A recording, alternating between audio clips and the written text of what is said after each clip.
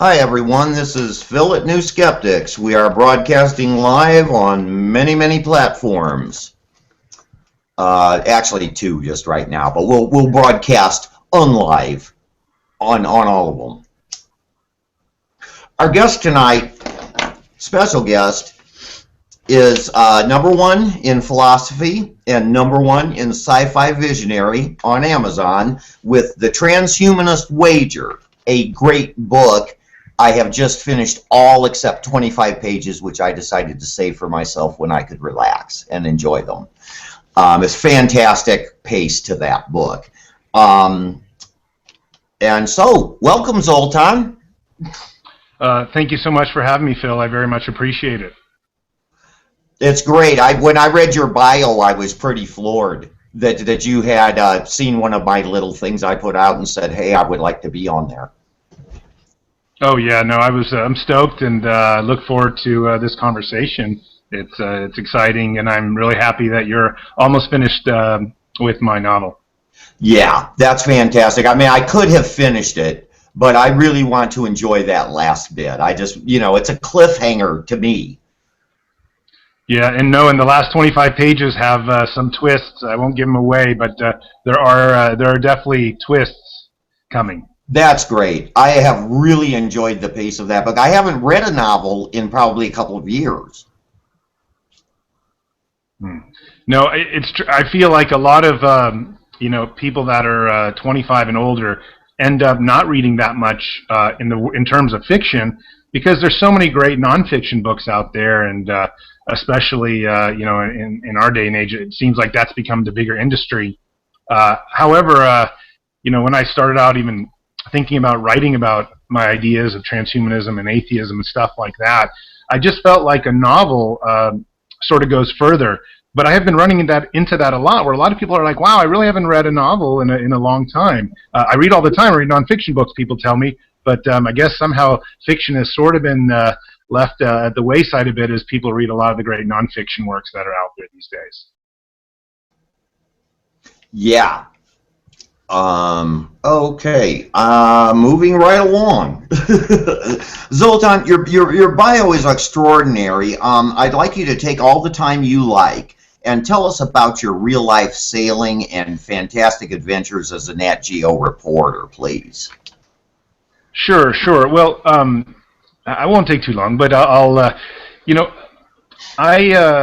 when I was about 20 years old, about 21, I left on a sailboat, a small sailboat, only about 26 feet, and with about 500 books. And I wanted to go around the world. In fact, I wanted an apartment of books. That was my real goal. And unfortunately, when you're traveling, unless as you're backpacking or any other form of travel, it's really difficult to carry all the books that you wanted. And sailing was the very best method I found for carrying my books, which is why I chose to do my my very long sail trip, which lasted around 7 years. So I left on a boat at a very early age and had all these great books to read, and I was already done with school, and so I essentially just sailed, adventured. I was in the South Pacific for 4 years, mostly alone. I was anchored to islands, so I wasn't really on the ocean. I wasn't actually doing sea time or sailing. I was just simply anchored, having a great time meeting a lot of the locals and just participating in culture and stuff like that, and also just reading. And eventually I got introduced to journalism, and I was able to secure a really cool job with the National Geographic Channel at a very early age in my 20s.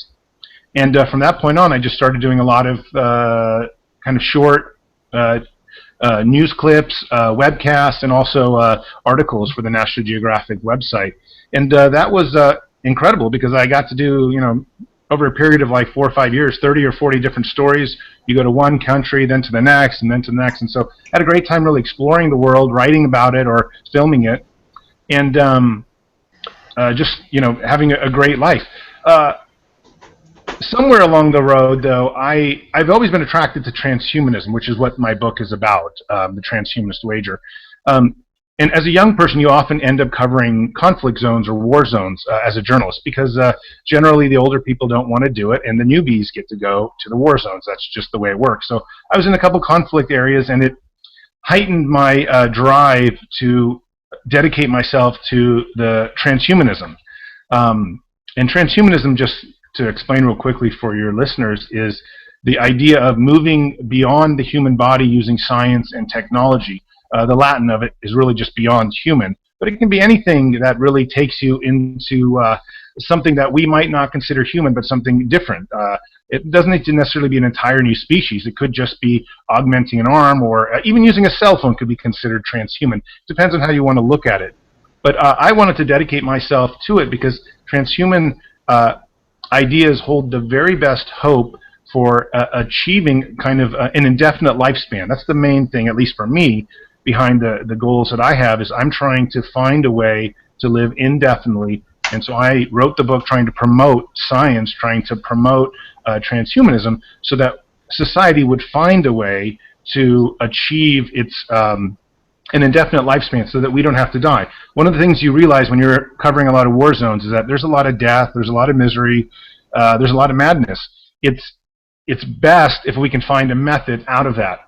And so, just coming to a close with my biography, I then spent, after my sail trip, I then spent about 4 years writing the novel, wanting to use this novel as a way to dedicate myself, kind of talk about transhumanism to people, write a book about that would get people inspired to join the movement and to also dedicate themselves to science and technology. That was my main goal with the book, was to actually try to get the everyday person to say, wow, science and technology is not just science and technology, it's a method for overcoming the limits of the human body, especially the idea that we're going to die. And it's also a very atheist, or, at least as I like to think of it, based field. I'm a pretty strong atheist, and I wanted to promote ideas that don't use religion to try to help the species and civilization out, but instead just use reason, use common sense, and use our own, our own ambition, our own drive to make the species better.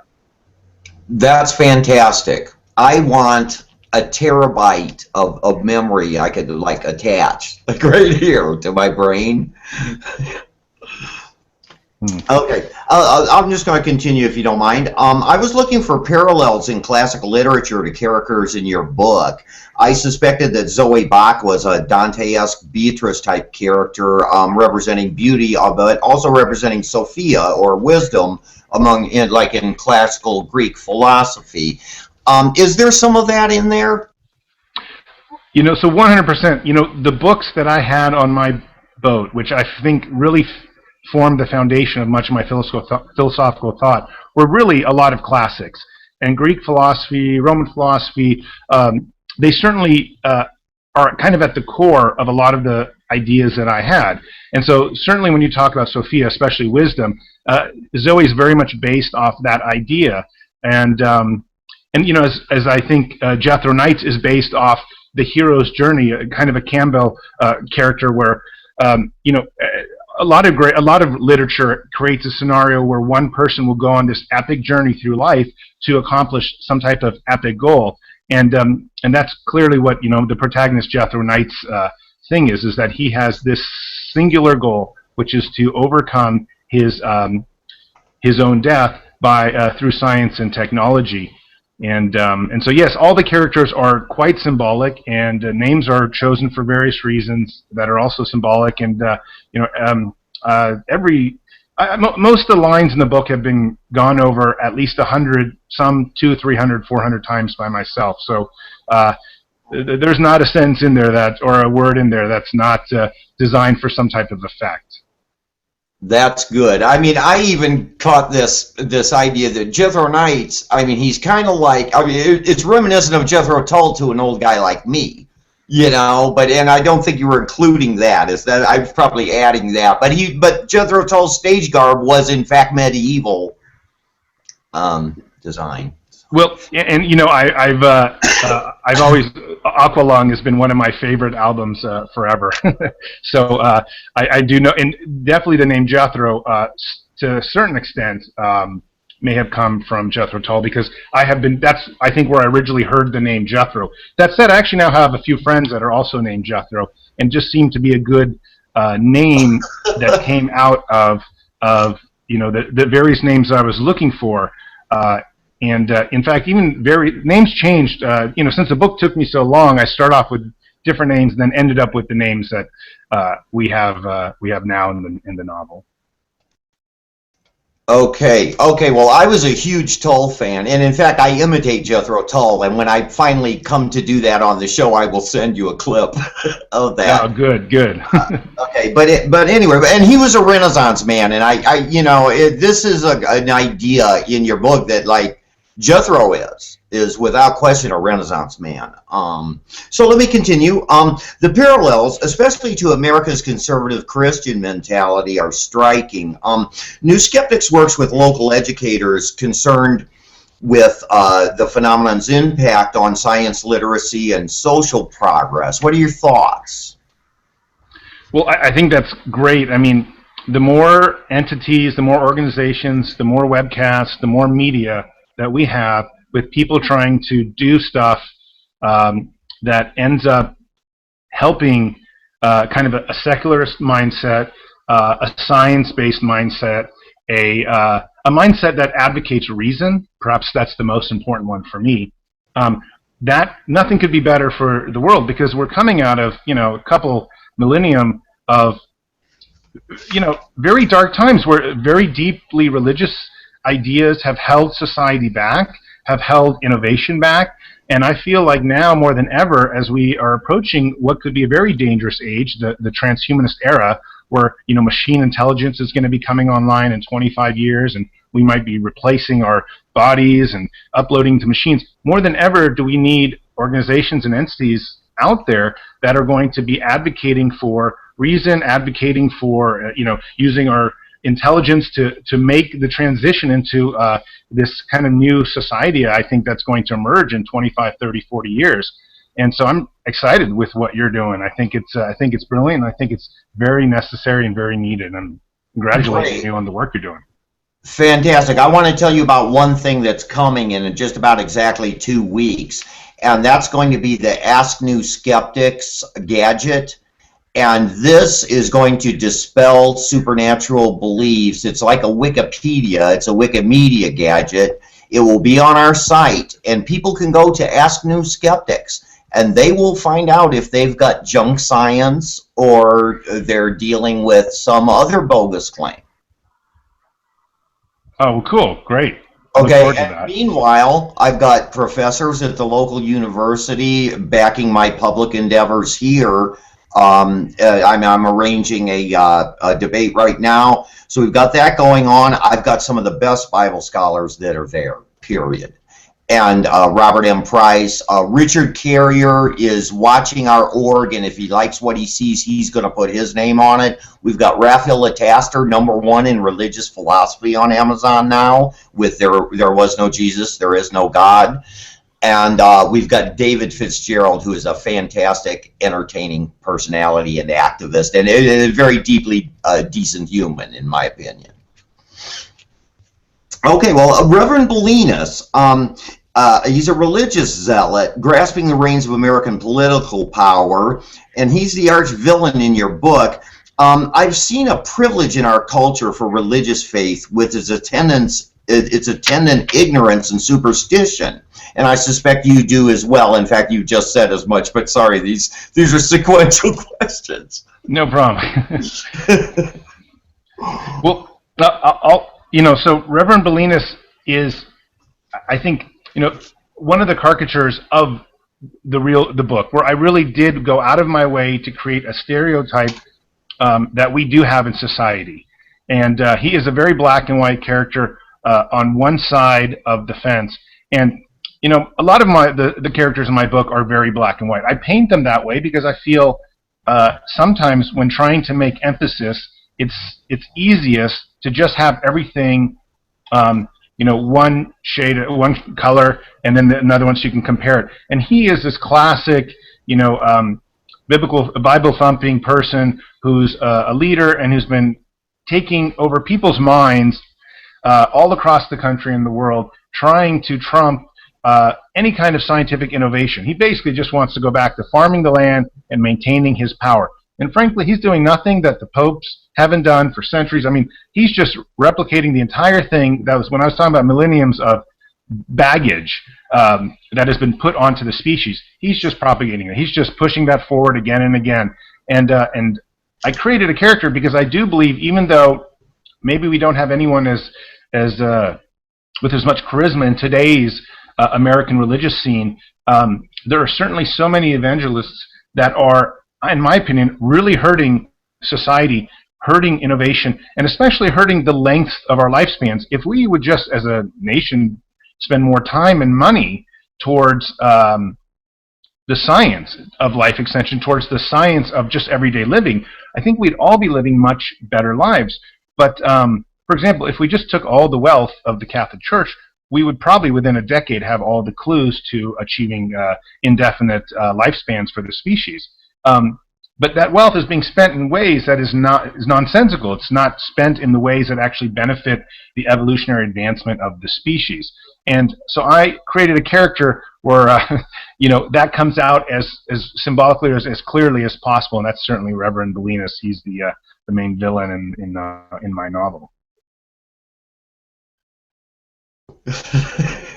Okay, thank you. I'm going to let Jamie come in with a question now that I noticed he's probably been wanting to ask it for 10 minutes. Sorry, Jamie. Go right ahead. I'll mute myself. Oh, thanks, Phil. If it's not too much to ask, I'm going to throw a softball at you, Zoltan, and then maybe segue that into something a little more critical. My hope is that maybe we can get some of the skeptics of this idea on board if I hit you a little harder with some things. So my first question is going to be, I've noticed that you have, and I don't want to spoil it for the audience, but you have 3 laws of transhumanism that they're clearly inspired by the 3 laws of robotics originally written about by Isaac Asimov. And so I was hoping maybe you could talk just a bit about what influence Asimov's work may have had on you, and maybe any other, Phil mentioned this, and what other philosophical influences you've had. Sure. I would be happy to. So I've always liked Asimov. He's always been. Jamie, you might have to hit your mute, I think, or because I'm hearing all that. There we go. Look, he's been a hero of mine forever, and so the 3 laws are, as you point out, taken quite directly from that as a kind of a tip of the hat. That said, he's much more of a humanitarian man than I am, or at least his books are that way. He comes across as much more concerned with humanity, and of course, my book is challenging in the sense that it sort of throws the human being underneath the bus and goes for something else. So while I've been very influenced by his work, and I think he's a brilliant writer, and I have studied him a lot, I'm not necessarily really that on board with a lot of, I think, his deeper philosophical ideas. That said, he's in 50 years back. I'm trying to create something original and take at least my idea of where the species is going to something new. So I'm, it's definitely, my 3 laws are definitely a tip of the hat to him, though, in hopes that people would make the correlation that, there's other ways of looking at those 3 laws, because the 3 laws for robotics have stood the test of time. I mean, they're incredibly well done. Okay, thanks. I enjoy Asimov's work, and of course, some of the work that I do, and some of the things that I'm going through in my education delves deeply into science and into philosophy. So I want to segue from that first question kind of into this one. If I were a skeptic to this idea, hearing what you've just said, it seems to me that the first challenge, assuming I'm already on board with science, the first challenge or roadblock in my mind is going to be, well, I hear you caring about the human race, I hear you wanting something better for us, but what protections or what barriers might we be able to erect to stop what could be this dangerous hubris that some people are going to think that you're advocating for? Well, you're right. The book advocates for some things that even I personally am not ready to do. There's clearly that, and I've said that, since the very start. While I'm very much appreciative and inspired by Jethro Knights, he does things and thinks things that I, as a family man, with wife and children, have a very hard time to actually, I think, do. That doesn't mean that I think they're wrong, and it doesn't necessarily mean that I wouldn't try to do them. It just means that I find his philosophy is very challenging in the sense that they maybe be a morality that is even too early for our time right now. Might make more sense 10, 15 years when we have machine intelligences. However, I think it's important when we're talking about how people should interpret the book or how people should interpret the philosophy TEF. What I think they can do is take the best parts of it and leave the other parts underneath, that they don't want, and try to make the most sense of it. I felt like as an artist, and I'm trying to be both a philosopher as well as an artist. As an artist, one of the things is you try to paint extremes. You paint them so that everyone knows where the boundaries are. And in the case of the transhumanist movement, it had not had those boundaries painted yet.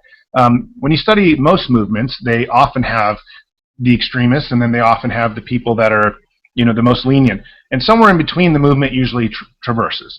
And my idea was to try to establish that extreme militant, radical side, the real revolutionary side of the movement, and say, well, look, this is one path.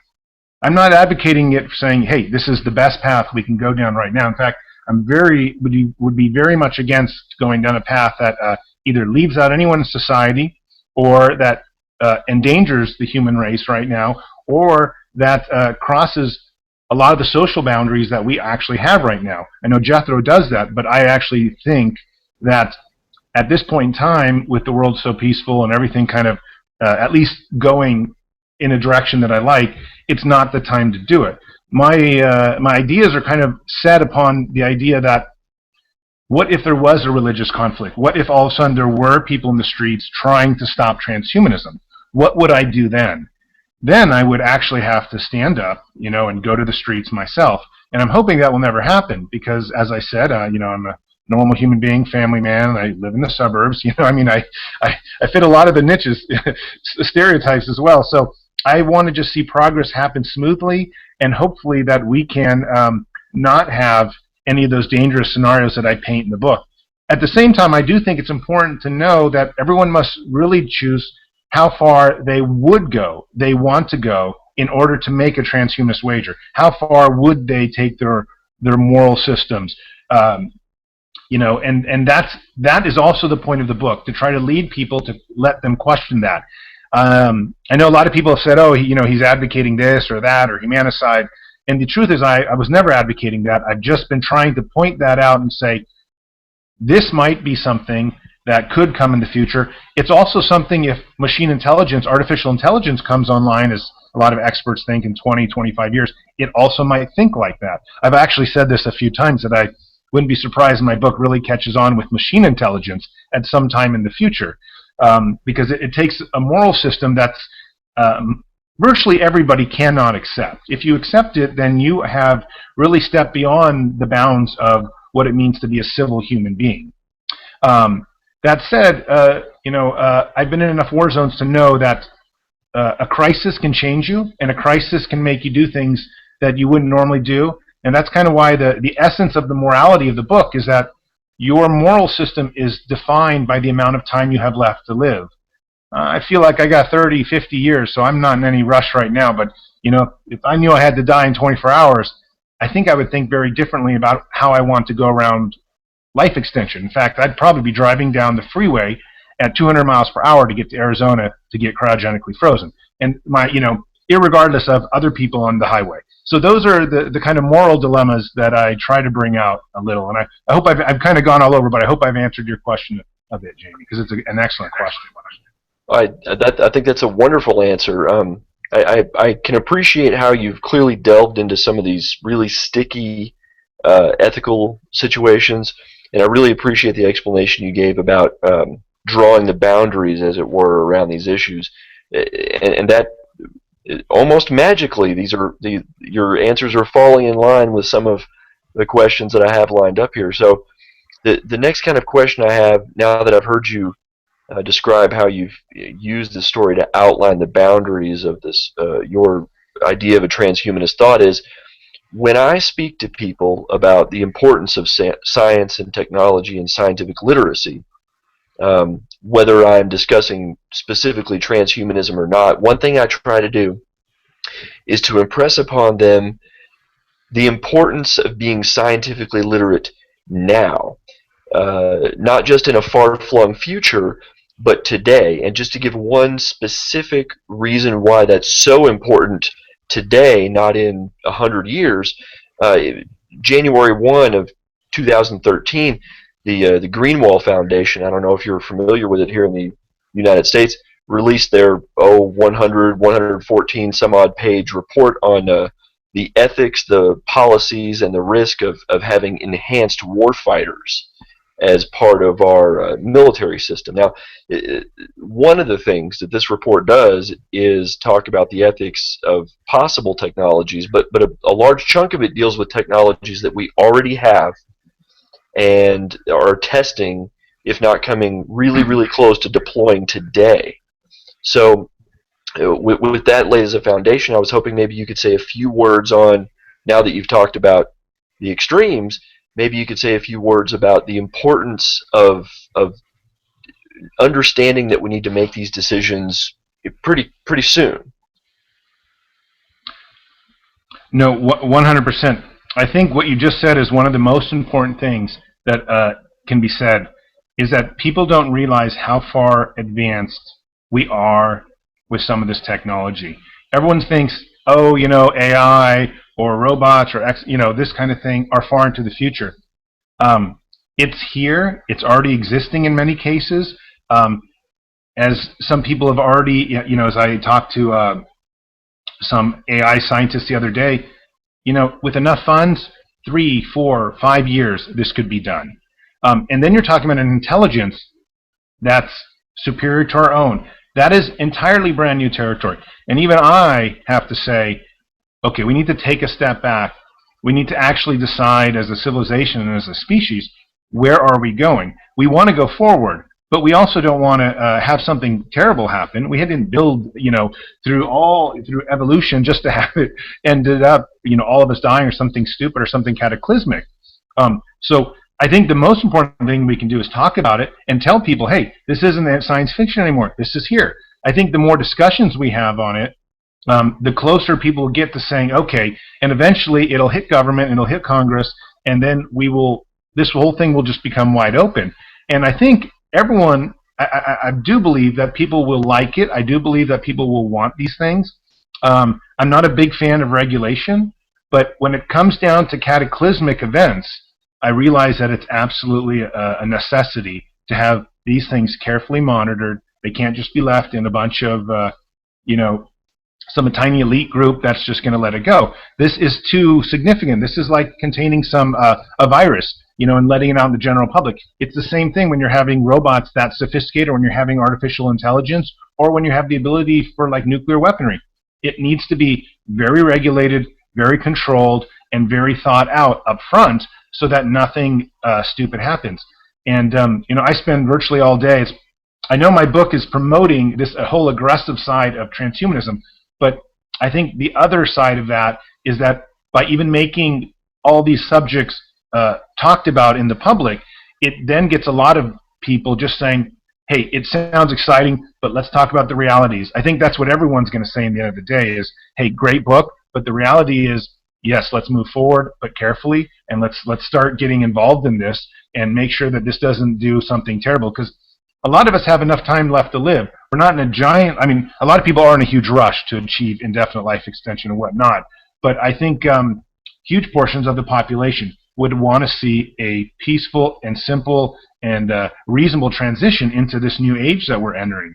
And that's going to take a lot of collaboration, a lot of foresight, a lot of reason, and just some fear. Some fear. Nothing that Jethro has, but I do have it. I'll tell you that for sure. Yeah, I think that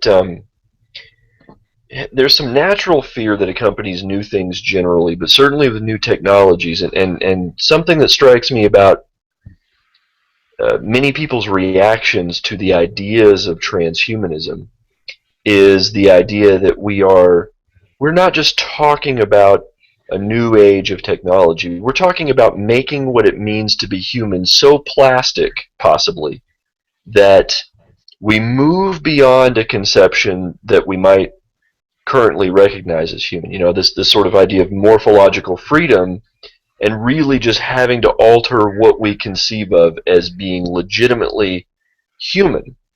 So, saying all that, I wondered if, since you do have children, maybe you could say a word or two about what you hope or expect to see in the lifetime of your children in terms of specific technologies and maybe societal acceptance or resistance to these technologies. Sure. Well, in that sense, I'm completely, as I think, far pushing as can be. Whatever it is we can do, uploading, completely getting rid of all flash, I'm completely for that. I think what is important to me is to maintain some of the very basic characteristics of the way consciousness works. The ability to use memory, the ability to rationalize, the ability to create, the ability to recognize and appreciate interaction with other entities, love even. I'm not sure if love necessarily would be the same way. I'm interested in exploring all those things. I don't actually have all the answers for it. I think as we cross those bridges, we'll be able to get better grips on it. But I'm completely for it, and if my daughter will one day upload herself and not be any flash anymore, that's perfectly okay for me. In fact, if it's safer for her, if it means she has a better chance of survival and a better chance of becoming more of who she is, then I completely advocate that. I definitely currently advocate cutting off my arm and putting on a robotic arm if it's better. I would do it tomorrow, or assuming I had the money for the surgery, I would do it. So I'm completely about upgrading ourselves. I'm not worried about the plastic kind of idea. I know a lot of people are like, what does it mean to be human? I'm not really that concerned with that. I'm more concerned with what does it mean to be as complex, as grand, as far-reaching as possible. I'm interested in taking the entity that we are and making it as powerful and as large. Large is not the right word, but just as all-encompassing as possible. Whatever the costs are to that, so long as it doesn't kind of again cross the boundaries where we start losing society, or we losing the advantages that we work. Because after all, we've now worked centuries, millenniums, up to a point when many of us, at least in the modern world, have the kind of lives that seem incredible to me. We jump on a jet plane and go places, and so I don't want to ruin all that, but I do want to take it to the next level, and I definitely advocate that for myself and my children. Okay, yeah, that makes a lot of sense in the context of the story that you tell and kind of the answers that you've given here. And since you mentioned expansion of human capacity, and you mentioned the possibility, for instance, of getting rid of all flesh, of mind uploading, I know that for the viewers that aren't aware, the transhumanist community, if you can call it that, is a wide and varied lot. Some people who call themselves transhumanist see that certain technologies maybe are a better bet to get us to the next level than others. Some transhumanists really kind of seem to place their money on the singularity and just go with, let's just expand technological capability as fast as we can and to just hold on for dear life. So one, if I could offer another hypothetical criticism, one thing that I can imagine some people in the scientific community objecting to is the plausibility of some of these proposed technologies. So for instance, mind uploading, that there are individuals in the neuroscientific community that are skeptical of the possibility that something like mind uploading is possible. Um, I, I'm of the mind that even if mind uploading is impossible, if we discover that tomorrow, that something like a digital copy of yourself doesn't really give you immortality, um, whatever that may mean, but that we could still just replace flesh to the point where you as a physical entity are still immortal. I wondered what you might say if you had a room full of neuroscientists and cognitive scientists. Is there anything you might say to inspire them to try harder or to think slightly differently about this topic? Well, I do want to say that they may be right. There may be a function in the universe, very unlikely, that won't allow us to upload our brains into a computer per se. In general, though, whenever we say we can't do that, what we're talking about is we can't do that for 20 or 30 years, and we just need to wait, work on it, and we'll get better, and eventually it'll happen. I think once, especially we bring on some machine intelligences to look into some of our problems, then I think that's when a huge amount of innovation will actually take place. And so I'm very skeptical about saying it's impossible to do that. That said, it's very possible that the universe has some surprises for us, and they're just simply based on foundational reasons in the universe. We can't do that. Maybe consciousness is something like that, where there was just a mechanism built in from the very start, and it's going to be impossible to do that. So I would tell them that we should get to a point where we know if that was the case, 100% that's the case. And then we should continue to work on it. In fact, even in my novel, this is why, while Jethro believes that digital immortality is probably the key, he incorporates every type of research in his transhumanist nation because, first off, it's very exciting to see, things like, mixing flesh with, bionic parts and whatnot. But also, it's important because there might be some dead ends, and if we have put all our eggs in one basket, it may lead us nowhere just to come back 30 years. So I think all these fields need to develop as quickly as they can. And I think there's a lot of us that have certain preferences. I mean, digital just seems so simple and easy. But that said, maybe there is a way that it wouldn't work, and we need to do these other things. But so I would try to agree with them and still say, that said, there's been so many cases of science when people have said, it's impossible. We'll never know that. And then, 30 years later, they're like, wow, we did it. And then 35 years later, grad students are doing it on their laptops. You know what I mean? So it's really, oftentimes science is just a matter of the progression, the exponential growth of that type of research and getting better and better and better, especially with physics, where they may say quantum, forces are now the bottom of the universe. But, then they said subatomic. And, it could keep going. We just don't really know where it's going to go yet. They say there's 14 dimensions. 10 years ago it wasn't exactly like that, and I can assure you in 10 years it probably will be a little bit different again.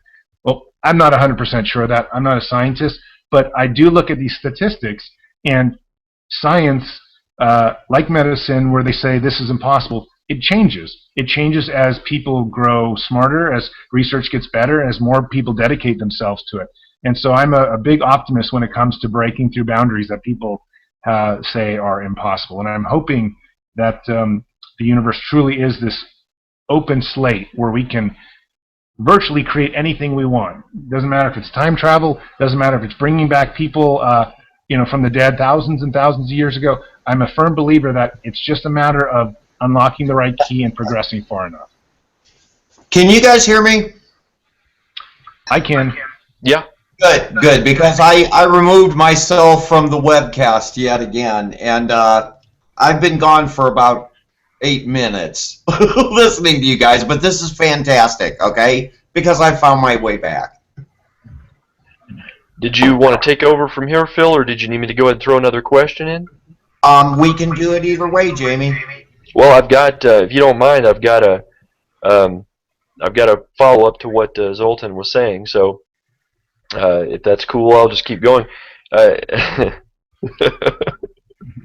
Thank you, Phil. So, Yeah, I tend to agree with you that I think it was Arthur C. Clarke who said, anytime a scientist says something is impossible, you can probably bet he's wrong. I think the quote goes something like that. Um, I'm sympathetic to this notion that technological progress, whether it is or is not a completely open book, we kind of have to assume that it is and just make the most incredible advances we can in the best way that we can. So um, we've talked a little bit about your views on technological advancement, on your philosophy, and on a couple of other things. So I'd really like, if we could, to get you to say a few words on the actual philosophical underpinning of your story, and you've called this teleological egocentric functionalism, and you've kind of given us some hints here in terms of you think individuals, yourself, your children ought to be able to adopt and accept enhancements in order to make ourselves as powerful as possible, to live indefinitely and this sort of thing. So can you maybe just give us a real rough sketch of the maybe the ethics behind the teleological egocentric functionalism, or the TEF, I think you call it for short? Sure. Yeah. It's TEF, and it's teleological egocentric functionalism. And, essentially, the core of the philosophy is the idea that built into at least ourselves. Now, I'm not 100% sure I would say it's built into the universe, but certainly I feel it's built into me. Is this drive to increase my power, increase my sense of safety of myself, increase my sense of nothing can harm me. For me, that seems the most predominant ambition that I have, that I can continue going on with life for the simple reason that I love life. And therefore, I want to stop anything bad that's going to happen, kind of going through the 3 laws of transhumanism. And essentially, if we have this makeup, and I'm not going to speculate necessarily and say it's only a genetic makeup, perhaps it's a universal makeup, something deeper in quantum technology or whatnot. But whatever it is, I feel that we are all driven to this exact same thing, to become the very best, the most protected, the safest, the strongest, and omnipotenters, I would say, in the novel. And that is the core of the philosophy, is that it is a philosophy that's designed to take you to that place.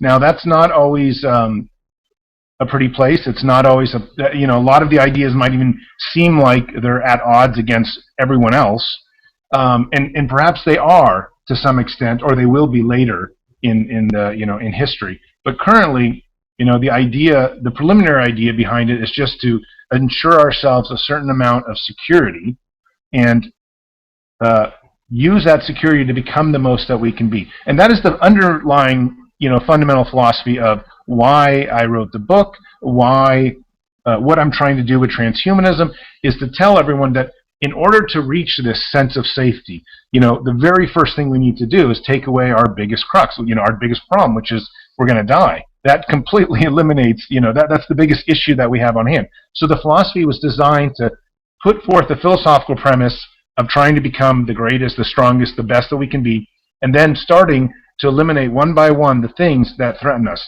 and number one being death. And that's why I thought about TEF, and the name TEF came 15, 20 years ago when I was at school. I've been working on this philosophy for well over a decade now, thinking about the ideas, and a lot of it just comes from some of the very close calls that I've had on my travels. I've almost died a couple times, and I realized that no matter what anyone says, when you are about to die, or when you are very close to dying, or you're being shot at, or something like that, nothing else matters except that protection, that kind of sense that I can overcome that. And that's how the philosophy is lined up. It's designed to protect us and keep us all alive and progressing forward, becoming stronger, better, smarter, more advanced. Great stuff, Zoltan. Okay, would you mind muting just for a second, Jamie, and I'll throw another question here at our guest. And thanks so much, Jamie, for those questions. Those were excellent. Appreciate that. You're welcome. I appreciate you taking the time to answer him. It's been a wonderful discussion so far. Absolutely. Agreed. Fantastic stuff. I tried to learn speed reading, as Jethro Knights does in the Transhumanist Wager, but it's very hard for me. Do you have any advice? I have a feeling you probably really did do this. Yes. In fact, I've read a number of books on it. You know, the entire key to speed reading is when you read a book, you read in blocks, 2-3 words, in 2-3 words, and that's the way your perception, you understand things. It's not, you don't go word by word. And the goal of speed reading is to try to go from, when you see 3 words, expand that to 4 words or even 5 words and grasp the comprehension in one bit. It just takes practice.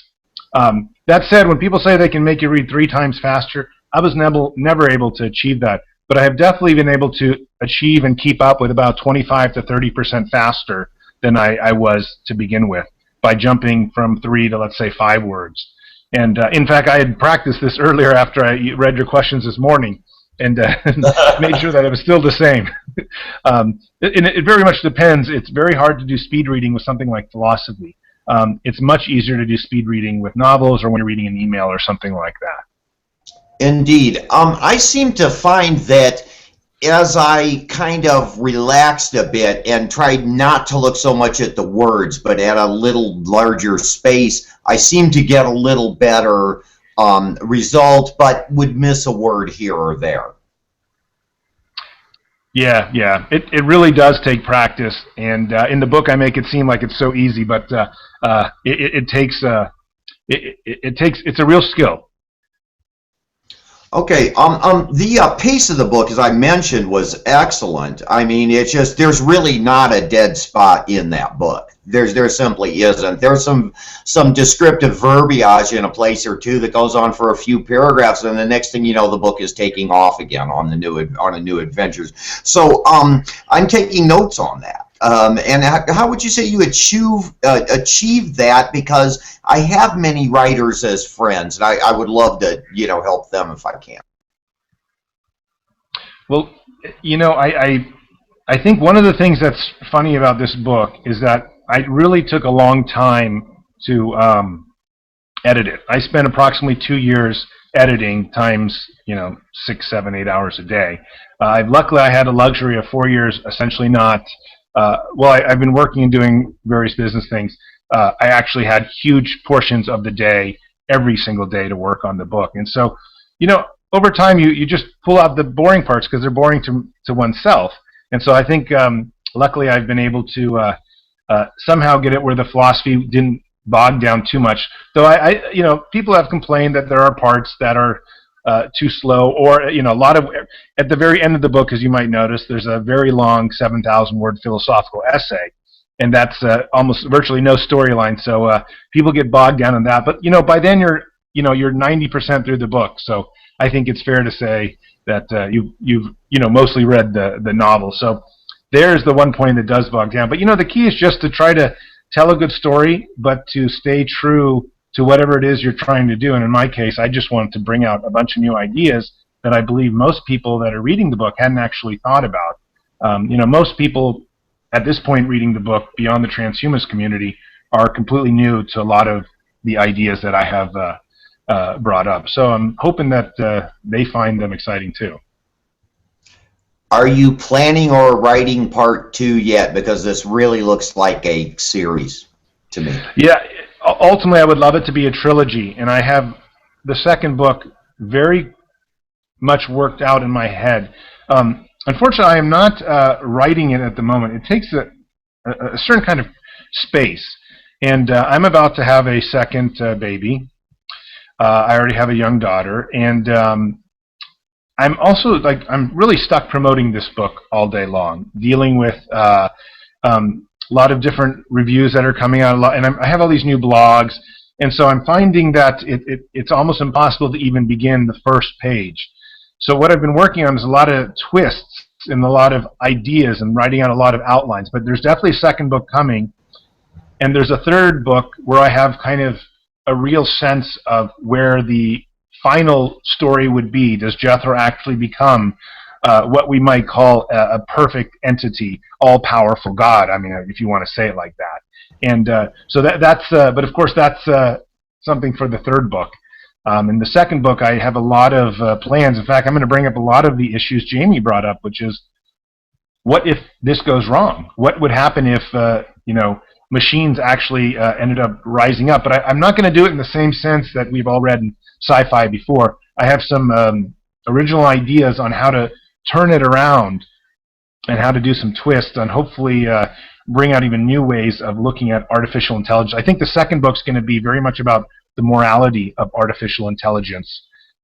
What would it program itself to be? Maybe it doesn't want to just be form follows function. Maybe it has its own sense of creativity, of moral systems. So there'll be some very interesting things. But I'm working on it, but not actually writing it at the moment. I see. Okay, well, I'm considering cutting a question or two here, and I'd like Jamie to prepare to come back in if he would like to. And I see him nodding his assent. But I wanted to ask you, Jethro, he seems like a fiscal conservative. Now, are you a libertarian yourself? I would say there are elements of my philosophy that are very libertarian. I'm a little bit skeptical to push myself entirely onto that side of the camp. There are sides of me that realize that if, as a civilization, we don't move forward as a whole, we might actually pull the whole ship down. So there might be some other sides that libertarians might get very upset at me about. But in general, I'd say I like less government. I like less people telling me what to do. I like when freedom has a chance to prosper. I know Jethro comes across as a fascist kind of dictator for a while, but he realizes that's not the best interest of human beings. I certainly don't think that's in the best interest of creativity. And I think creativity is perhaps one of the most important things our species needs in order to make it to the transhumanist era, is this idea that we can do these things. We can be wrong. We can be deadly wrong. We can do really stupid things. In fact, I often believe that we have to do really stupid things in order to emerge at a place where we have grown up enough to know the right things to do. So I think a lot of libertarians would not like some of those other ideas. But in general, I would say I'm pretty solidly in that camp. Okay, well, I'm gonna. Phil's been kind enough to turn the floor back over to me. I hope that doesn't have you grinding your teeth too much. No, not at all. Not at all. But I want to say, for the sake of the audience, that and I don't do this to try to steal away the uniqueness of you and the work that you're doing. But as I mentioned before, there are other elements in, if you can call it that, the transhumanist community. There are other individuals, and I bring this up so if there's audience members listening that are completely new to this, I don't want anyone walking away from this thinking that there's just one guy out there somewhere with a couple of neat ideas, and it's just that simple a thing. That there are thinkers like Aubrey de Grey, Simon Young, who wrote Designer Evolution, who's a transhumanist manifesto a number of years ago, and even tied to what you might consider a more traditional academic environment is Nick Bostrom over at Oxford. And I don't know if you're familiar with Bostrom's work, but he's done some fantastic things. In 2003, he has some work called The Astronomical Waste, the Opportunity Cost of Delayed Technological Development. And he's got a great thing called The Fable of the Dragon Tyrant, which argues for life extension and how important that is. Do you know any of these guys, or if you're familiar with their work, and whether you are or whether you aren't, do you have any plans or have any hopes for being able to meet with these guys and maybe have some cross-pollination of ideas? So luckily at this point, I have communicated with most of Nick Bostrom is the one who I have not actually had any personal touch with, but I'm definitely friends with a huge portion of the community. I'm going to be seeing Aubrey here in about 10 days in the conference, and we've had lunch and stuff like that together. So I luckily know many of them and have also studied many of them. Nick's work, for example, was critical in some of the development of some of the book, as well as Aubrey. I mean, who hasn't read his books and knows what he's doing. And yes, it's important for your viewers to realize that I am what most transhumanists would call an extremist. I'm on a certain side of the fence, and they look at me and they think, okay, well, someone has finally established that outer edge, which most people don't want to go to, and those that do go are often very young, or are also kind of like aggressive themselves. That said, I think luckily through a lot of the interviews, like you guys are kindly giving me, I've been able to bring myself back and not base my entire personality or philosophy entirely on my book, but more on also personality. So that, like I said earlier, what's important for me is that by writing something that is almost extremist, we can help establish where many of us stand and many of us want to go. That maybe it's okay to be a little bit further aggressive in our moral stance, but at the same time, it's certainly not, I don't expect the transhumanist movement to follow down the path of my novel at all. It was not really designed to take them there. It was more designed to get everyone excited about an interesting story and to cause enough, and to ruffle enough feathers to get the movement to be more, the outside public to take notice and say, wow, this is a crazy book. This is a very shocking book. I think most people come across it, though, and realize afterwards that I do not represent the majority of the people in the movement. In fact, most of them are,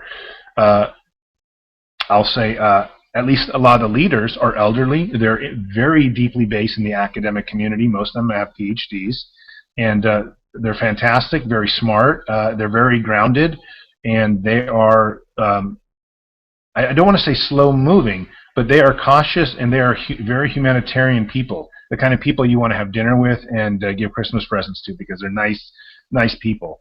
And I've been lucky that I've really sort of been, at this point, I wasn't always so welcome, but it's now I'm definitely moving amongst a lot more of the circles and able to do what I'm doing. But I really do respect a huge amount of the leaders in the transhumanist community for a lot of the contributions that they've made. And especially scientifically, they have been working on these things for 10, 20, 30 years.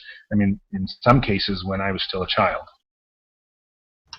Great, I'm glad. Just a second. That's all right. You can go ahead, Jamie. I just want to let our listeners know that we have a project going. We're trying to bring Zoltan to Skepticon here in Springfield, where I live, and we're also trying to bring Raphael Lataster, who is our first guest for our first show, to debate William Lane Craig right here, who is the subject of his PhD thesis. So he is really going after the jugular of the new religious debaters. Okay, now he studies Craig, I mean, very, very seriously. He knows Craig, and he talks to Craig a little bit. So this actually could happen. I don't know that they really want to spring for a flight from Australia, but this actually could happen. But we really, it would be great to meet Zoltan down at the Skepticon, and I think you're a shoo-in for that gig. Oh, well, thank you. I would love to go if that ends up working out, because I have plenty of things to say, I think, and I have a huge amount of speeches this year, and I'm looking forward to them.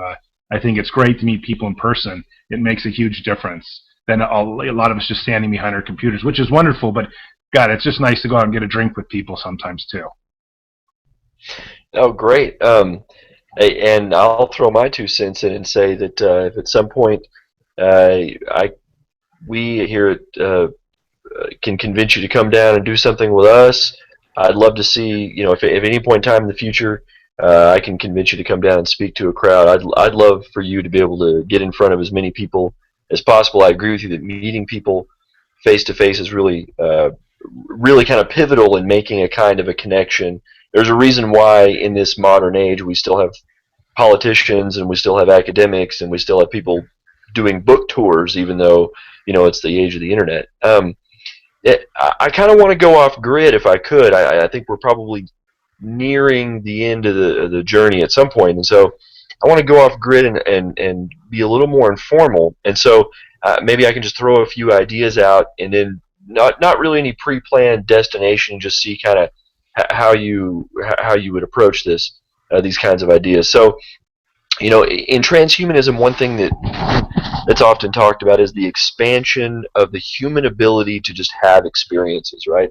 What experiences might we have? What life might be like if we had senses or means of experience that just aren't open to us? What would life be like if you could see in infrared? What would life be like if you could communicate with other people directly via radio waves or something like this, right? The kinds of experiences that we might have, we maybe can't even think of right now. So,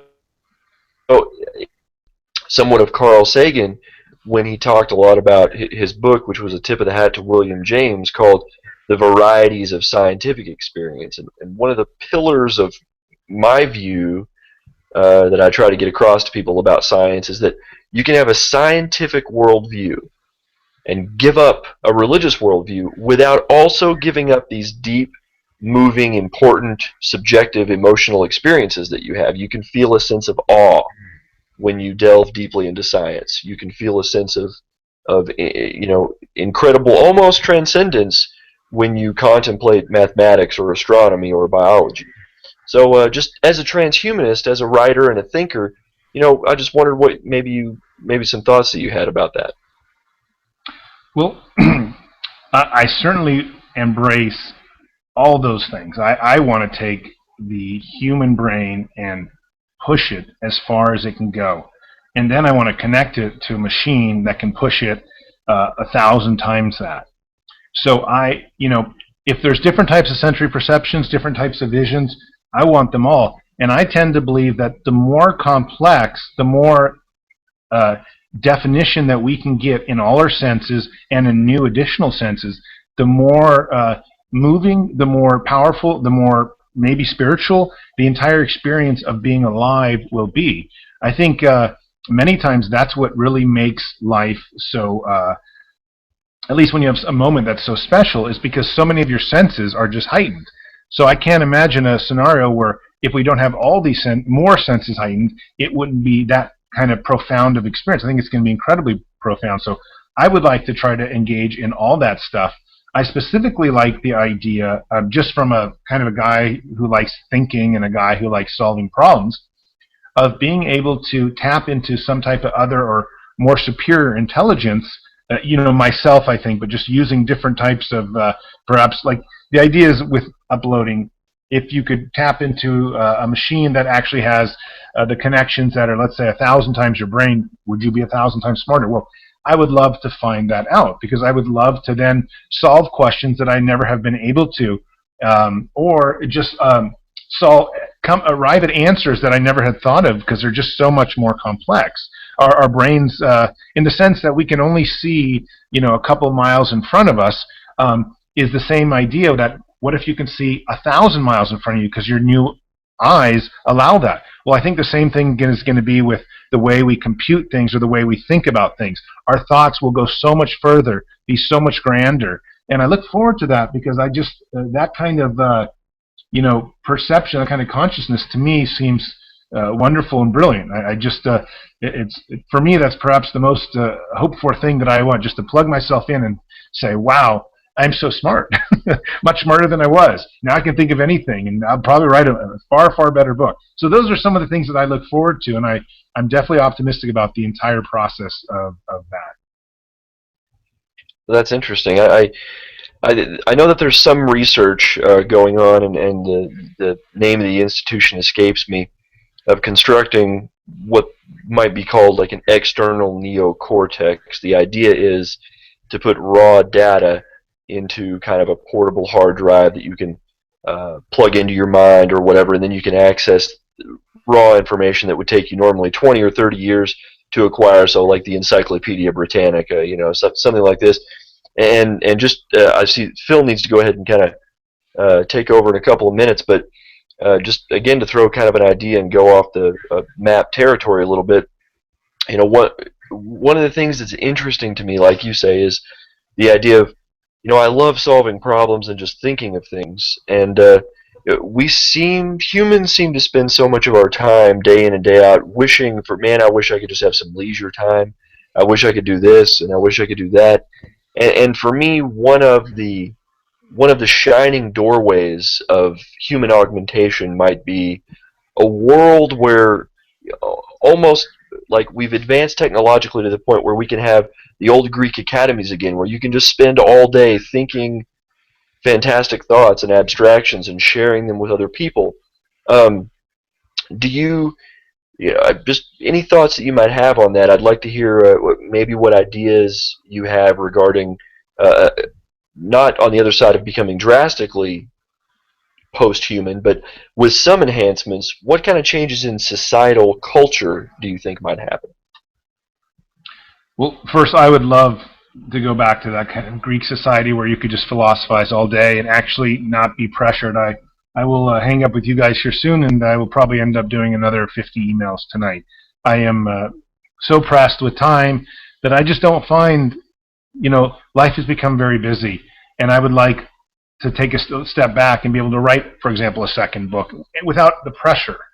And so I very much hopefully technology will somehow bring us to a point when we don't need to worry so much about food, about perhaps social movement, society. We can actually just be artists or worry about ideas and be scientists and kind of have a simpler existence. It's pretty complex right now, at least in my world. But I'm hoping that everyone will think and say sort of what you just said, which is, yeah, I want more time to do the things I want to do. And that's what technology should do for us. So I'm hoping that we will make, as technology increases, maybe one day there'll be, work hour weeks will be lessened. Maybe we'll have an extra day. It won't be 5 days and 2 days. These are the kind of things that I hope technology will bring. And when you're talking about certain things like, how can we have more time? One of the big things that I'm hopeful, one of the huge things that I am hopeful would sink a huge amount of money into is a machine that can sleep for me, some kind of like, bzz, and I'm done in 1 hour or a half hour. Because I like sleeping, but sleeping a third of my life at this point has become unacceptable. So those are the kind of things that I'm hoping technology might solve for us, where we're like, wow, I feel really refreshed. I just plug something in my head and I'm done, and now I'm ready to begin my day. And so those are some of the advantages that I see with technology happening. And if that's the case, then it's gonna give us all a lot more time to have fun things happen, as opposed to just kind of stuck in a little hamster wheel half the time. How I look at it sometimes. Hey, great, Zoltan. It's been fantastic, and I'm going to wrap this up with a comment and a question. And, two comments, because I want to thank Jamie for his excellent research and communication skills. Really, I was able to drop a couple of questions of mine. But I also want to say this 4-day work week sounds like a French idea. Okay, anyway, no. But here's the thing. Now, what I've done is I'm a crowdsourcer. I'm crowdsourcing. I have no money, right? I mean, it all went to the website and stuff, okay? But I crowdsource with people, and I open doors using people's names. So I ask for no commitment whatsoever, but I want to ask you personally if you would be a New Skeptics expert and join our double doctors, our college professors, our again, #1 authors like yourself in this, where we're trying to consolidate the questions that matter, the people whose ideas can really influence this, and we're trying to offer it to the global skeptic community. Yeah, absolutely. Sign me up. I don't always have that much time, but I'm happy to lend my name for anything that is asking skeptical questions. That is perhaps my favorite thing to do in the world. If you ignore my emails, I just accept that. Curiously, that's okay. No, but I may only contact you once a year, quite honestly. Oh, But no, it no, could no, be of course. Please, okay. please do. No, definitely. I try to do everything I can at this point to help out. If someone's going to ask a question why, it really doesn't even matter what group it is. Even if it's some religious group these days, if they're going to ask why, I'm on board. Because I just think that's the key here is that the more people that ask questions, the more people that search, we're all going to find the things we want if we can just live long enough and civilly search for these for all the answers together. I mean, that's a great society to me. So yes, definitely. Jamie, Zoltan, it's been fantastic. Remember, life's tough. It's tougher if you're stupid. Thank you so much, Phil, and thank you, Jamie, for the great questions. Thank you very much